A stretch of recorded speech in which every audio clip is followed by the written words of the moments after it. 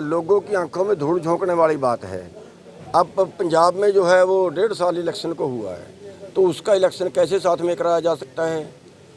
कोई सरकार बीच में टूटती है, उसका इलेक्शन कैसे 5 साल में होगा, कैसे बाकी के साथ में होगा? ये तो है गुमराह करने वाली बात।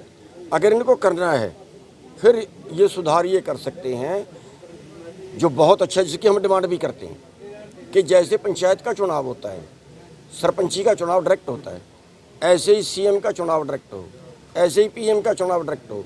सारी पार्टियां समाप्त, सारी पार्टियां ख़त्म करें। अभी लोकतंत्र नहीं है, अभी पार्टी तंत्र है। पार्टी तंत्र को ख़त्म करें, यहाँ व्यक्ति तंत्र आए, यहाँ पे डायरेक्ट चुनाव हो।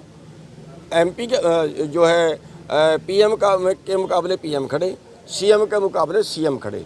अगर सीएम के मुकाबले सीएम खड़े तो मैं लिख के देता हूँ खट्टर जो कभी सीएम नहीं बनेगा। इंडिया गठबंधन को किस तरह देख रहे हो, जो इंडिया गठबंधन बना? मैं ये कह रहा हूँ चलो वो तो जो है सरकार को एक जो अपोजिशन है वो सारी इकट्ठी हो रही है, अच्छा है, होना भी चाहिए, क्योंकि अगर एक ही पार्टी का राज चलेगा तो वो देश को बेच डालेंगे। अभी जैसे मैं कह रहा हूँ 2.5 लाख पंचायतों की ज़मीनें जो वो सेल पे लगा दी हैं, अभी रेलवे बेच दी है, अभी हवाई अड्डे बेच दिए हैं, अभी बंदरगाहें बेच दी हैं। तो ये देश सेल पे लगने के लिए नहीं था। और बीजेपी सरकार जिस देश को बेच रही है, इस देश में बीजेपी का कोई योगदान नहीं है। इस देश को आज़ाद बीजेपी ने नहीं करवाया है, ये तो अंग्रेज़ों के साथ क्यों खड़े थे।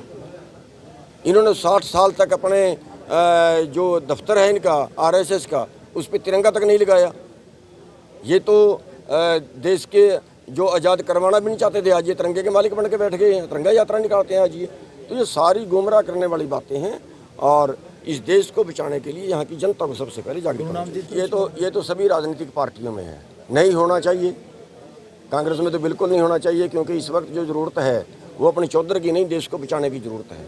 इसलिए देश को बचाने के लिए इन सब को अपना अपना अहम त्याग के इकट्ठे होना चाहिए, तभी देश बच सकता है। वरना अगर एक बार बीजेपी और आ गई ना तो फिर ना रहेगा बांस और ना बजेगी बांसुरी।